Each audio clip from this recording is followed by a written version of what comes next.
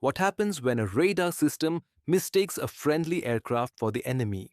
In modern warfare, radar is supposed to protect the skies by tracking threats and guiding defenses. But when identification systems fail, a friendly jet can suddenly appear as an enemy target.